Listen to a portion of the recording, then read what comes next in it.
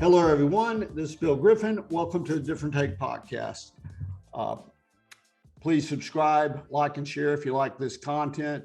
New episodes, Tuesdays and Thursdays. Today, I have the privilege of interviewing Dr. Alexis Williams, who is a candidate for District 4 in the Gwinnett County School Board in Georgia. If you don't live in Georgia, this subject will still probably be very interesting. Good morning, Dr. Williams. Appreciate you doing this. Good morning, and thank you for having me. I like to have I start with a little song. Good morning to you. Good morning to you. Good morning, Gwinnett family. I've got important information to share with you. Oh, that's beautiful. You have a beautiful voice. Thank you very much. Dr. Williams is mother of 6, is attorney, business owner, pastor's wife, and this is all from her website. 20 years, very active in Gwinnett County Public School System, in the PTA, volunteering with sports teams, and I probably left a whole lot of other stuff out. Is there anything you'd like to add to that? Yes, I do a lot of nonprofit work. And that's where, and I don't get paid for it, but that's the passion that I have, just to pour back into our children. And as you said, as a mother of 6, I'm also married to my best friend for the last 24 years of my life. I love him. I'm one of 11, actually. I'm the second oldest of 11 children. I had the benefit of being raised in a loving, strong Christian home by both of my parents. And God has been good to me, and I love people. I'm a people person, and I just love being able to help to change the environments that I'm in, and to leave some of that love that I have with others. So, well, I appreciate you doing this, and I'll get right to it. Why did you decide to become a candidate for the school board? And there's 5 school board seats, by the way, and you're in District 4. District 4, that is correct. I was motivated because I believe in both the vision and the mission of Gwinnett County Public Schools bill. And yes, I've read and studied both. The vision is for an educational elite status of world-class schools, and the mission is to pursue excellence in academic knowledge, skills, and behavior for each student. And both of those were in danger due to the failures associated with student mastery of core content material, school board unprofessional treatment of our parents, our teachers, and our stakeholders, and also Gwinnett County's lowest ever statewide educational ranking at the 66th spot, Bill. And so that motivated me. As a mother of 6 children, I have a vested interest in our children, our 6 children, but also the 180,184 other children here currently in our county school system receiving that world-class education that they deserve. And I've earned my bachelor's degree, my master's, my Juris Doctor degree. I'm a licensed attorney in good standing out of the state of California. And people ask me, why California? Well, Bill, I found a Christian law school, one of the very few in the entire country. In fact, happened to be in California of all places, Oak Brook College of Law and Government. And if I had to do it again, I'd do it again. I love the legal training that I received from a Christian perspective at Oak Brook College of Law and Government Policy. And in fact, my alma mater has one of the highest pass rates of the hardest bar exam in the nation. That's the California bar. And thank God I was able to graduate with honors. So that gives you just a little history of why California, that question has come up. But for the past 21 years, I've been serving our children in the non-for-profit sector, volunteering my time, exposing children. Because Bill, I really believe our children cannot be what they don't see. So I believe in exposing them to opportunities and possibilities. 17 years ago, I started the Young Lawyers and Legal Professionals program, and that's to show our children all aspects of the legal field, another opportunity of exposure. And that's a summer-based program. The Youth Leadership Development Scholarship Program that I founded 13 years ago.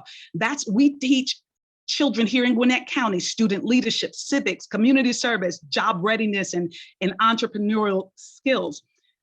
In fact, about 10 years ago now, our spring break college tours. That's an annual thing I do. Bill, have you ever been with a group of middle and high school students overnight on a college tour? It's an experience, I guarantee you, but it's necessary because these are the things. And also like the Inner Beauty Pageant, that's one of the newer things I just started. It's a scholarship program that we're offering to our high school young ladies through the Parent Teacher Student Association, the PTSA. Why? Why this dedication? Why this volunteering commitment in the nonprofit sector? Because I have a passion, Bill, to ensure that my 6 children and the 180,184 of their peers have that solid education foundation that's going to equip them and to prepare them to serve as leaders in our global landscape. And when it's their turn to receive that torch. And so that's why, that's what motivates me. And honestly, not one of us have the luxury of being complacent. When we truly understand what's at stake, if our children don't succeed, we don't have that luxury. We have to fight. We have to be motivated to operate and to protect and to preserve that world-class education that our children rightly deserve. So that's my motivation, Bill. Thank you.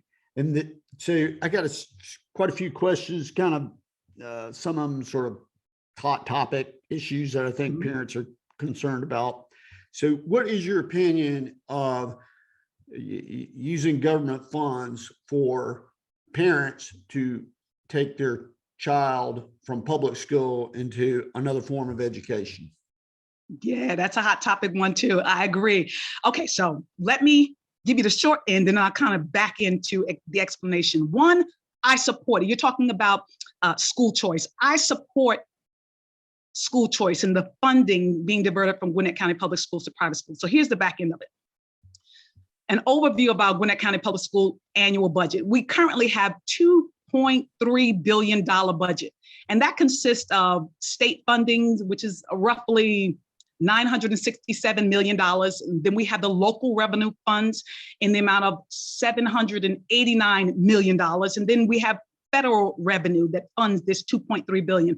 And the federal revenue is about $1 million. But we have to remember that last year, Gwinnett County Public Schools was awarded the CARES Act federal stimulus funding due to the pandemic. And that was in the amount of $32.3 million. So this is what makes up that $2.3 billion budget. So out of this $2.3 billion budget, each of our 180 and currently 184,000, so 184,000 children here currently in our Gwinnett County Public School systems, they're allocated $10,253 per year towards educational cost needs. So each child gets that much money. But when we talk about school choice dollars, we're specifically talking about $6,000 that's allocated per child. So there's a cap to move with that child if the parent moves that child from the public school to the private sector, or even, Bill, if a parent decides to go from public school to homeschool, you can use that $6,000 for tutoring, books, resources. So yes, I am a proponent of school choice, and also bills that allow parents and children the choice as to which schools they want to attend. I don't believe it's wise to mandate and lock a child into attending a school simply because of the zip code they live in.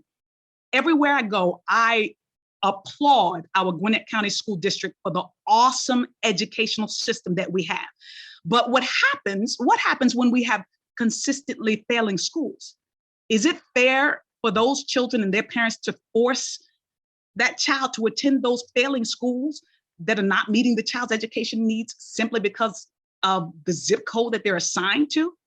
So yes, I do support school choice and the option of parents to choose. And here's why, because I really feel that it keeps public school education competitive. Just like in our free market capitalistic society, we thrive and consumers win and receive that superior quality products because of the competitive market system. And so education shouldn't be any different. That's why I really support programs like the Student Goal Program, where parents can actually defer their income tax to a private school or on scholarship money. And look, we're currently doing that right now. The school choice, we have a form of that in our Georgia pre-K program.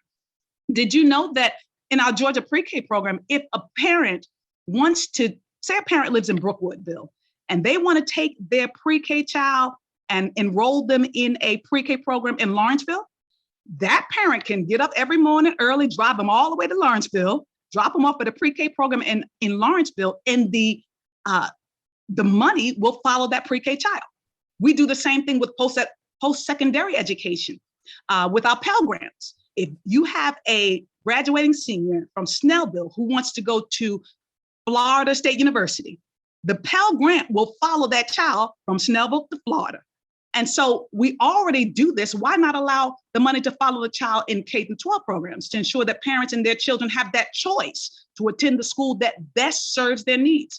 So supporting school choice does not at all mean that I don't support public education. I support public education 100%. All of my children have gone through or are going through the Gwinnett County Public School education system. So it's just the opposite. I'm of the persuasion, Bill, that school choice would actually help to make our own public school educational system better by making it competitive. And that itself enhances its quality, which is a win for our children. Why do you think so many people are opposed to this concept? I feel that there are certain groups that are opposed to this concept. Parents are not opposed to it because parents want the right to choose. And I don't even think teachers are opposed to it. So we have to look at the groups that are opposed to it. And oftentimes the groups that are opposed to it have no connection to the school system. They have no children in the school. So there are other reasons why people would be opposed to it. But one of the opposition issues is that the schools would lose the monies that are earmarked for their particular school. But the most recent bill that was issued, it didn't pass, but it was put out there, was a win-win because it would not cause the school to lose the money. It would still allow the school, the public school, to have funding, as well as have the parents the ability to have that portion, that $6,000 follow the student. So that could be, one of the concerns, I'll say, has come up. Do you think it's possible that some people oppose it simply because they want children to go through, government-run schools teach you, for good or bad, what the government wants you to learn. So many people, it seems to me, want all the children to run through the system so that they can get the same, in some cases, indoctrination, because you're teaching uncritical notions uncritically. I finally spelled that out. But do you think that's possible?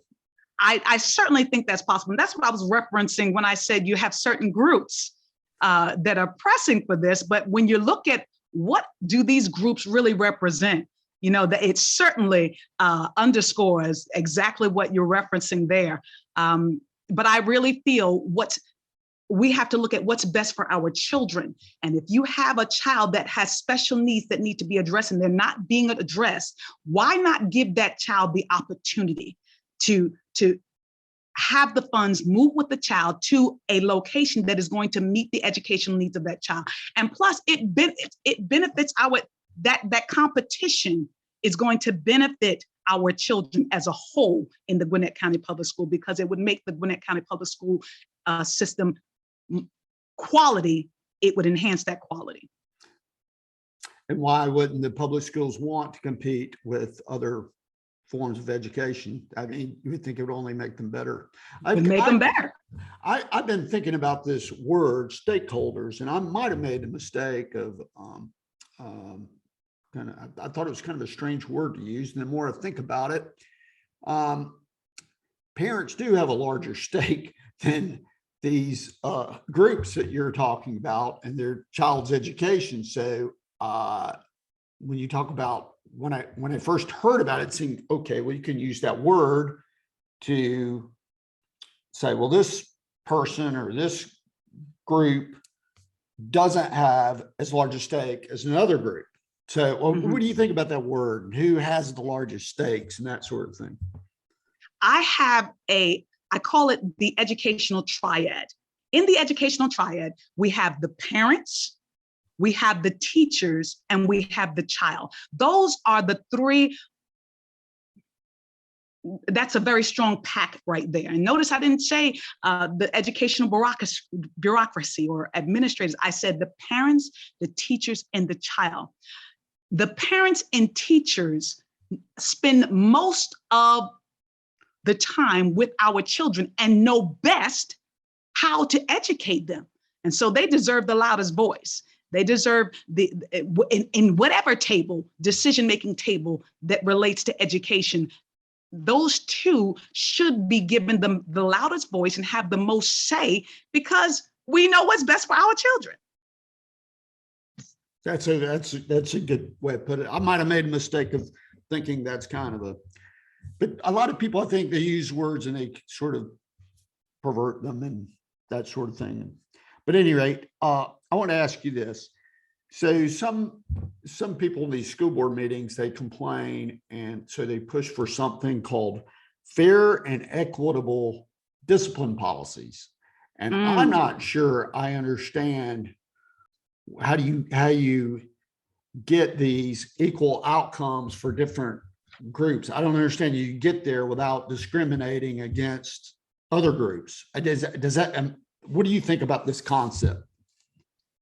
This concept of equitable decision-making, this is one, I believe, okay, let me back end it by saying this. With equitable decision-making under the Obama administration, the Department of Education came up with a plan, I would say, to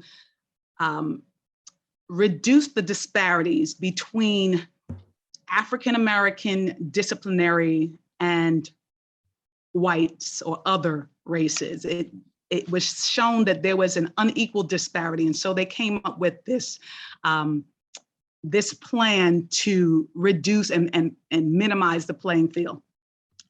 But one of the things that happened as a result of that is the effect where we have egregious disciplinary issues that have not really been addressed with students. It became a thing where the pendulum swung completely to the other side, where for the sake of making sure that the school doesn't look bad or doesn't lose funding, or to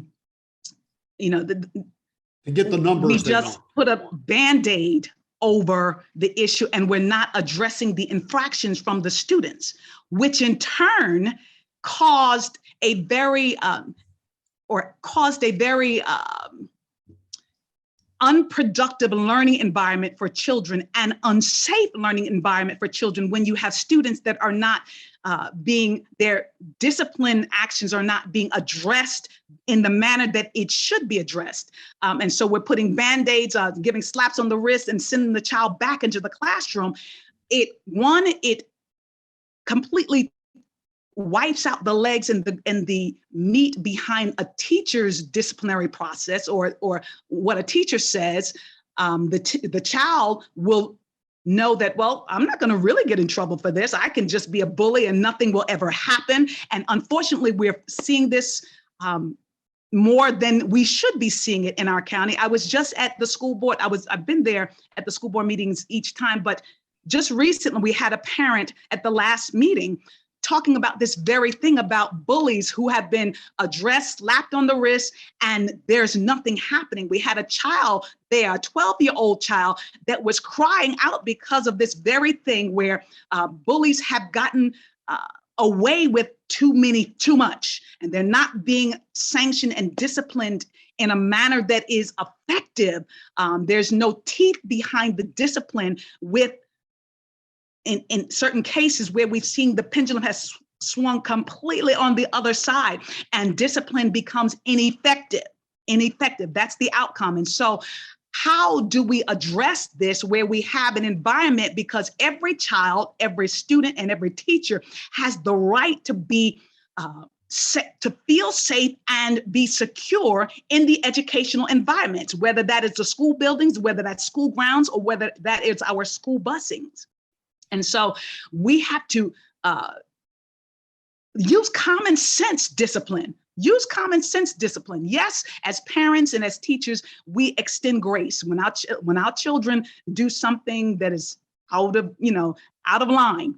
We extend grace, and we create and we give them the opportunity for creative disciplining within reason.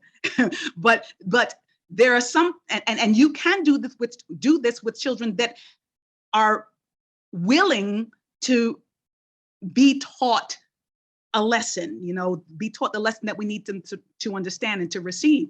But when you have situations where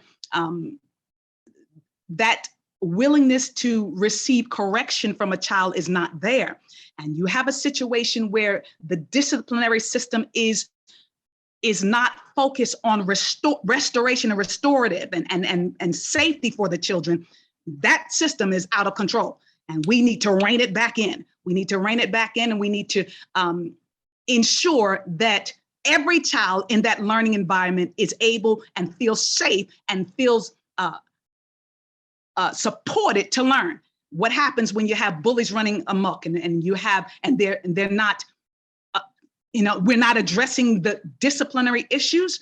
We lose the ability of the children that want to learn. We lose their ability to feel safe and to feel supported in that environment, and then their learning process decreases dramatically. And so that's a problem when we have these situations. Do you think parents just want their children treated as individuals and treated fairly and treated equally? Meaning, I don't want my child unfairly punished, but I don't want them getting special treatment either. Isn't that what most parents want? That is what most parents want. And I must say that if there is ever a system that's in place that is treating children differently, disciplinary wise, specifically because of the color of their skin, that is wrong. Everybody knows that. There has to be a process that is colorblind when it comes to discipline, that is specifically earmarked in ensuring the safety of all children in the schoolhouses, in the school grounds, and on the school buses, and that is effective where students understand that there are real consequences for certain actions, for any disciplinary infractions that have an effect of negatively impacting the school environment. There has to be teeth behind the discipline. That's my point there. And discipline should always be colorblind. Should the interesting thing, a lot of people talk about critical race theory, and some of the board members say, well, it's not being taught, but the principles of critical race theory is equity. So I think this, correct me if I'm wrong, but I'm assuming the school board should have a say in this question. Should the notion of systemic racism, which is a big principle of critical race theory, should it be taught to children K through 12 in an uncritical manner? Okay. Thank you, Bill, for asking me that question. And this is an important question because we're talking about critical CRT, critical race theory, and my stance on critical race theory is clear. I am all for students understanding our history, and that includes the good, the bad, and the ugly. And I believe strongly in full disclosure. After all, if we don't know our history, then what does the mantra say? We're likely to repeat it. But proponents of this critical race theory, it teaches divisive concepts that one race, the white race, is inherently superior to another race, who will always be inferior. They're saying the Black race will always be inferior to the white race solely based on the color of their skin. It teaches that the United States is fundamentally racist and assigns fault and blame to white people simply because they have less melanin in their skin. And it claims that because persons are born white, they're consciously or subconsciously, by virtue of his or her race, inherently racist, and it's inclined to oppress Blacks and individuals of other races. It also teaches that white individuals bear individual responsibility for all racist actions committed in the past by other whites.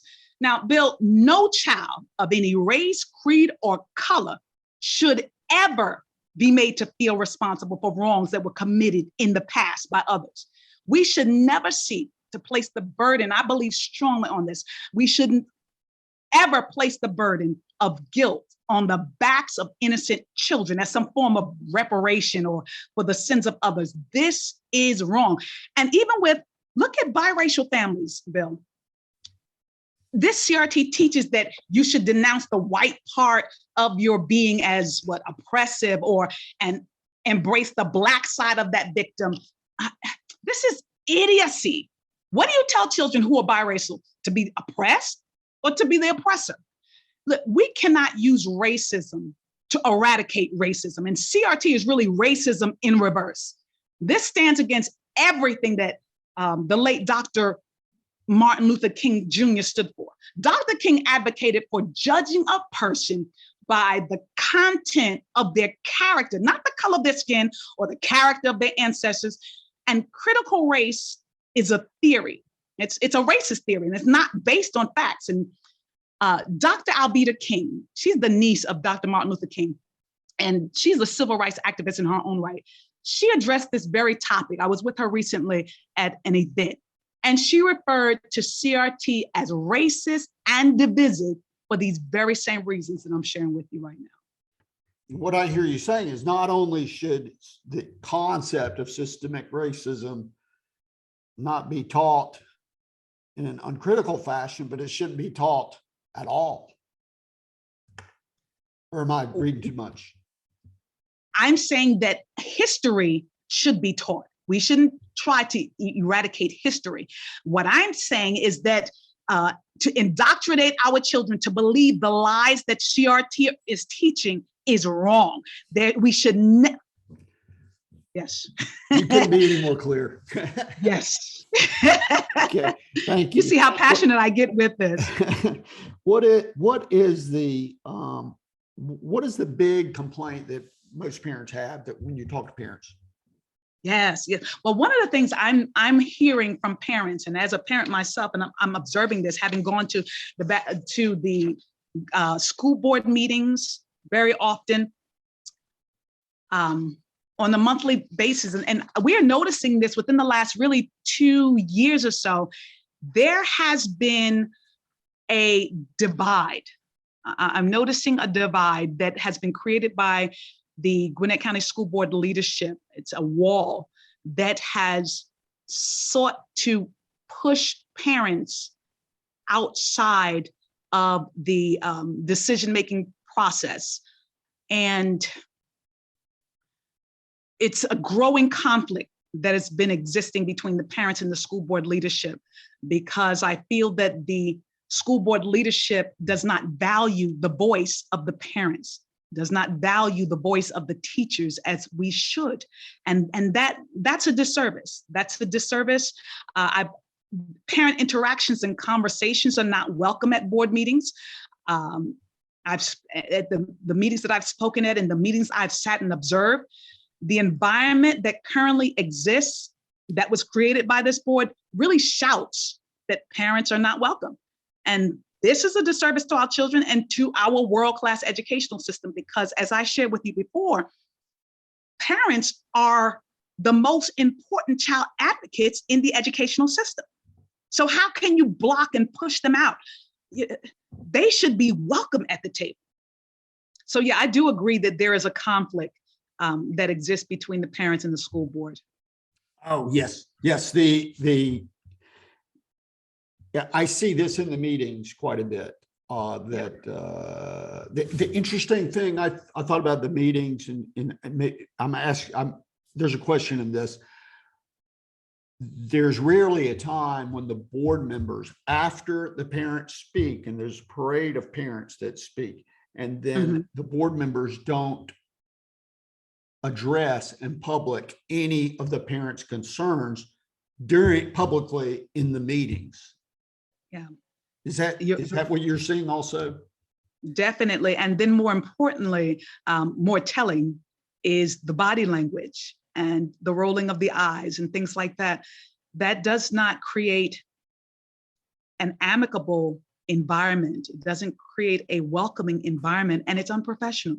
It really is unprofessional. Yes. The next question, a lot of parents, of course, we may have gotten past this, but do you think it was correct? Do you think Gwinnett County was their mask policy should have lasted as long as it did? If I was to grade Gwinnett County Public Schools regarding the mask mandates, I wouldn't be able to grade them with a high score, unfortunately. I'm always very leery when you have government mandating the personal rights, especially when it talks about something that you're wearing on your body. Very leery about that.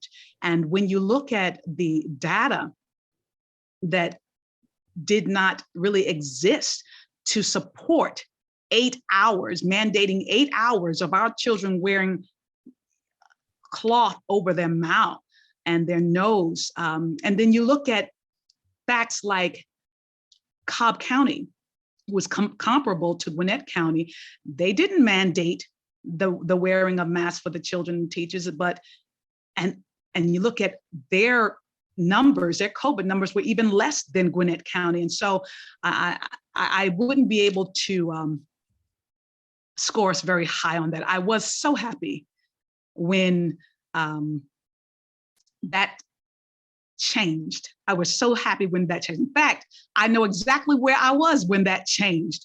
I was at a local restaurant with a group of parents and children when we all got the same text together saying, this is the Gwinnett County Public Schools, informing you that, that there are no longer any mask mandates. And just the responses of the families that were with me and the children that were with me when we all got that same text, it was something that I always remember. I was with children who were jumping up and down and laughing. I was with parents. There were 2 moms that were with me crying because this mandate was no more.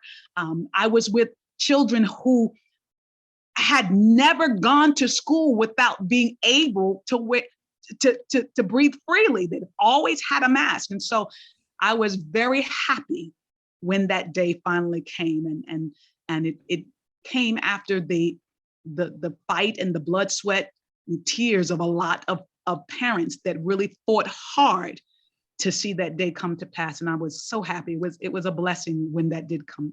Was there joy indicative of what an awful situation it was for their kids? Yes. And you know what those children that, especially the children that had medical problems, having to be mandated, that wasn't right. I don't feel that was right. The length of time and the reasoning behind and the rationale behind that long, lengthy mandate. And so, yes. I can't imagine being a parent during that time and having the thousands of apologies you have to issue to your child. Even if you agreed that the masks were being mandated, I'm sure you were making just thousands of apologies during that period of time, which isn't, I mean, do you think that's good for the spirit of the child?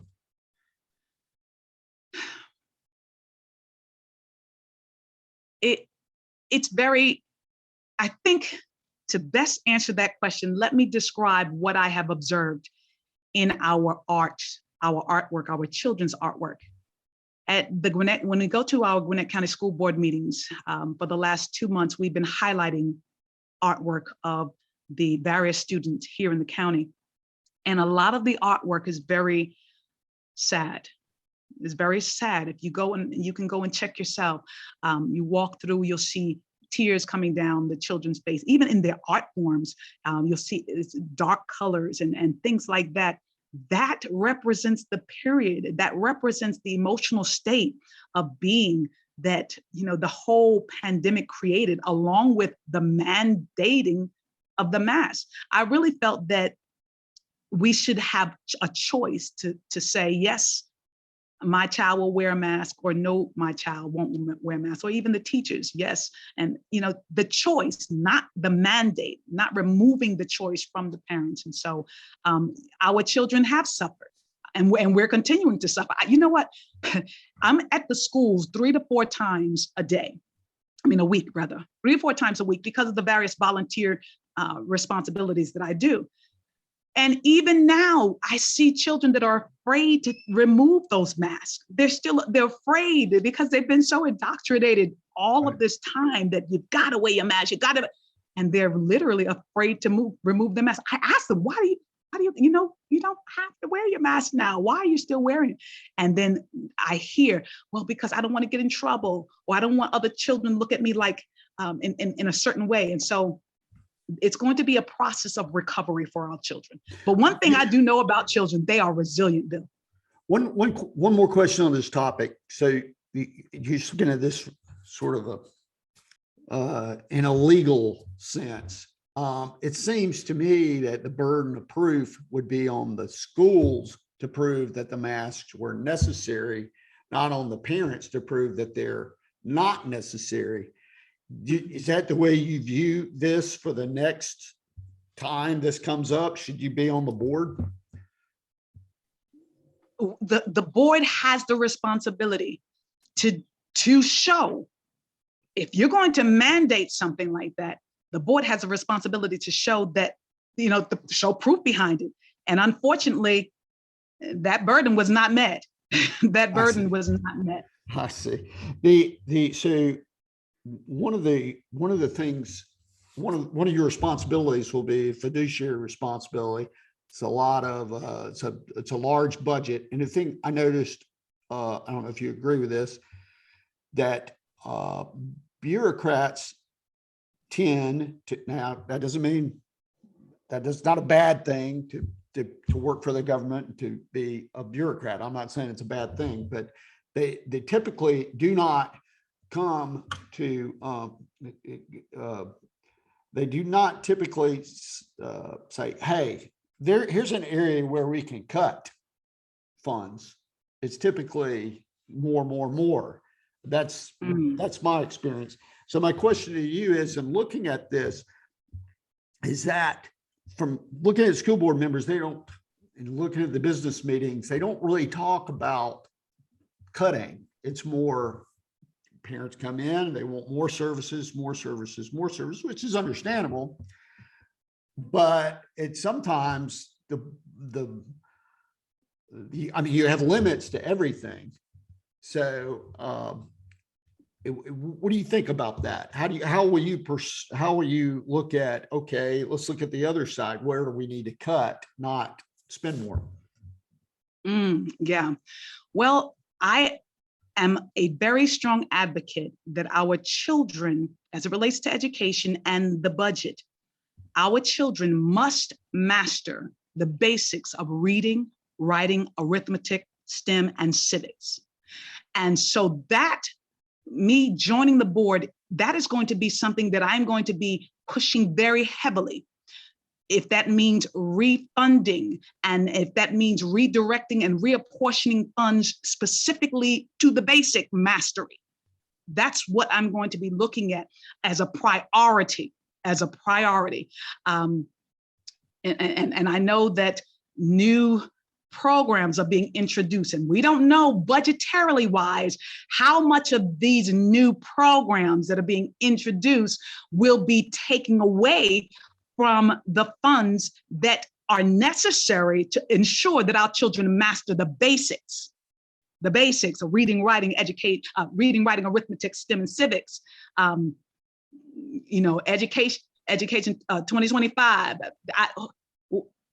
How much of the $10,253 per child that's already allocated for each child, how much of that is going to be redirected to these new programs? I'm going to have to stand for policies that support funding the basics in education, mastery of our children of the basics. And Dr. Williams, what do you think about vocational training as opposed to, do you think we emphasize college too much and vocational training too little? That is a very good question. And I do believe that we can do better in preparing our children for success in careers that may not be pursuing a post-secondary education.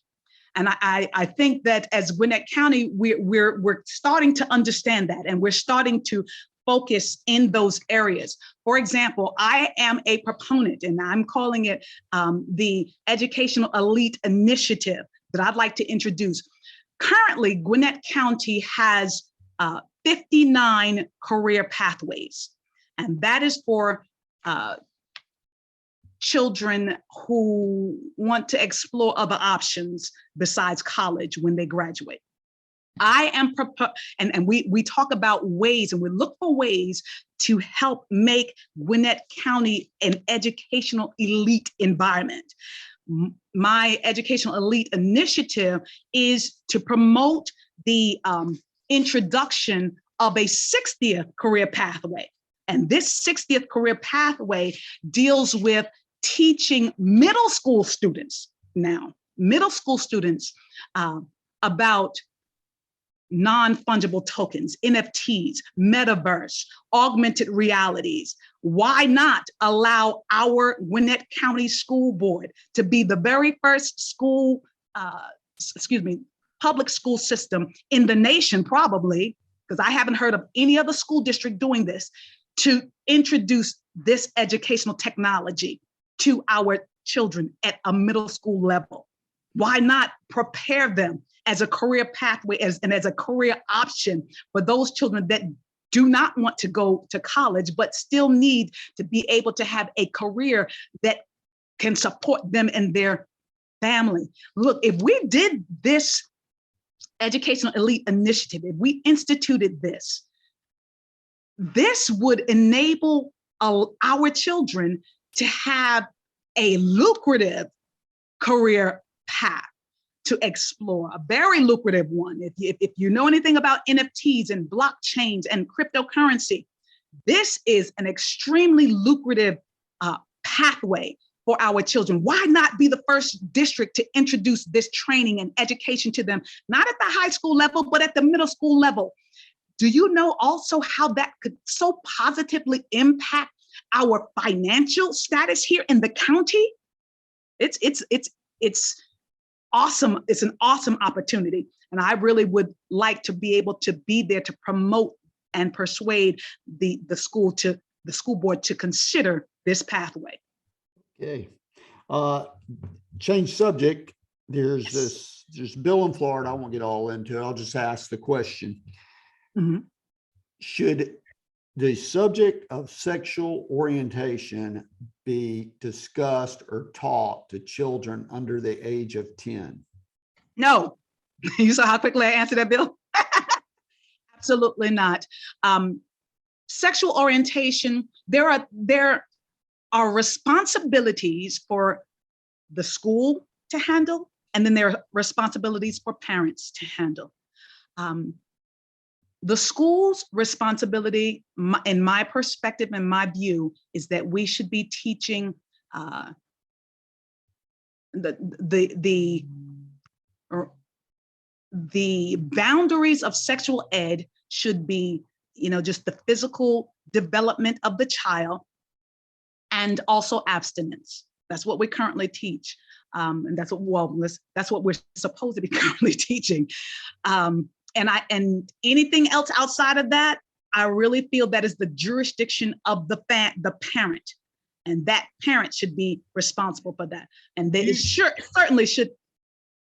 Oh, I was just going to say, do you agree with sorry to interrupt, do you agree with the idea that this is not an infringement of free speech on the teachers, from the sense that there is as part of their employment, they could get they could get terminated for discussing a whole range of subjects would be inappropriate. So this codifying this is doesn't seem to me to be that it's what if that's what the parents want, codifying is not that terrible a thing, is it?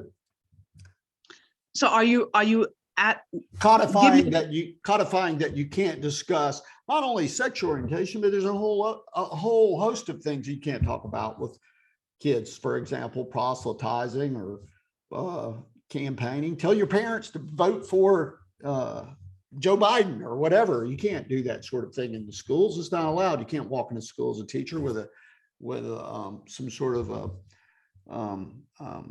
campaigning for a political campaign or something like that. I mean, there's all kinds of things that are part of your employment. It doesn't infringe upon the teacher's free speech. I mean, is that your view also, or?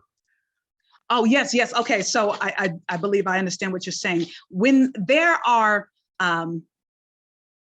failures in written form for what is allowed to take place and what is not allowed, that's when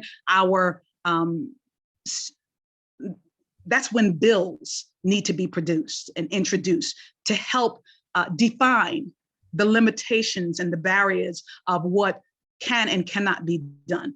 And so if we have circumstances in the educational environment that that does not provide clear guidance for teachers to say, no, you can't have a whole conversation to a child about masturbation or this and that and the other. And if that does not exist, then that needs to be created from a law. A law needs to be created and developed to clearly, because right now we cannot rely on common sense. I am noticing that, Bill. We can't rely on common sense like we used to be able to do, because Right. Unfortunately, it's not as prevalent as it should be. And so in those areas where there are too many gray areas where most people would say, hey, that's common sense, you wouldn't do that. That's where we need to have the bill backings. I think I have two more questions. Okay. So I'm enjoying this, Bill. Oh, I am Thank too. you. I really appreciate you doing this. So so why do you think not only Gwinnett County, but it seems school boards across the country, there was a school board in California that was recalled, and it seems to be in just the big cities. It seems the smaller places don't have quite as much controversy. But why do you think this has become such a political thing? I feel that people are starting to understand how important school boards actually are. Mm-hmm. And the power behind what gets taught to our children, because and you use the word indoctrination, it is our role to make sure that we are not indoctrinating our children. We're teaching our children how to think and not what to think. And the role of the school board is to help present policies that protect our children from indoctrination. And so now that more and more people are realizing how important this responsibility is, you have people from all sides trying to get into a position to either protect our children from indoctrination or to do maybe some form of indoctrination. And so it's become a hot press issue right now. And that's why we need parents that are passionate about ensuring that we keep the main thing, which is to ensure that our children receive the world-class education that they so rightly deserve. Let's keep education for what it's designed to be. Let's not, it's not designed to bring in all of the extra fluff and foolishness, I call it. Let's make sure that our children when they walk across that stage, they are adequately equipped and prepared to serve as trendsetters on a global scale. How do we do that? How do we remain competitive, educationally competitive on an international scale? Master the basics of reading, writing, arithmetic, STEM, and civics education. Let's master that before we start trying to step out of our lane. Let's stay in our lane. And is there anything, last question, is there anything I should have asked that I didn't, or anything you'd like to add? Thank you. Yes, I do want to say one thing about our teachers, because we here in Gwinnett County have been blessed with some of the most passionate, loving teachers. This is why we stayed at the top in education for so long. But right now, it's true that we are losing some of our quality educators. We're losing some of our quality educators due to low pay, low teacher morale, high paperwork, and administrative tasks that really reduce our teachers' time with the students that they love. And this negatively impacts our children, especially at this time, Bill, because in a time when we're struggling to recover from the loss of academic teaching hours and that the pandemic created, when these teachers leave our districts, they take with them years of experience. They take with them thousands of hours of teaching. They take with them their creativity and the passion and zeal for teaching that our children really desperately need, especially in this post-pandemic educational environment. So how do we retain quality teachers here in the county? And I've created an educational think tank for teachers by teachers that specifically is dedicated to addressing the loss of quality teachers here in the county. And the plan of attack is twofold. One, we are analyzing and unpacking the key reasons why we lose our teachers. And then we're looking at and identifying ways to address, to minimize, and to really resolve issues with a viable, common sense, teacher-focused solution. And so that's what we're currently doing. And my goal is to listen and to act on the suggestions and the path forward strategies that have been identified by this teacher advisory panel that's in place. And then take advantage, when I get onto the board, take advantage of opportunities to eliminate these unnecessary tasks and administrative work that is an overburden on our teachers, and really help bring that positive energy and excitement back into their work environments. So that is something that I did want to address. Well, thank you very much, Dr. Williams. I have really enjoyed this, and I really appreciate you doing this. And I really appreciate you watching this. You've been watching a Different Take podcast. If you like this content, please subscribe, like, and share. And episodes Tuesdays and Thursdays. Check out the various platforms we're on. And thank you for watching.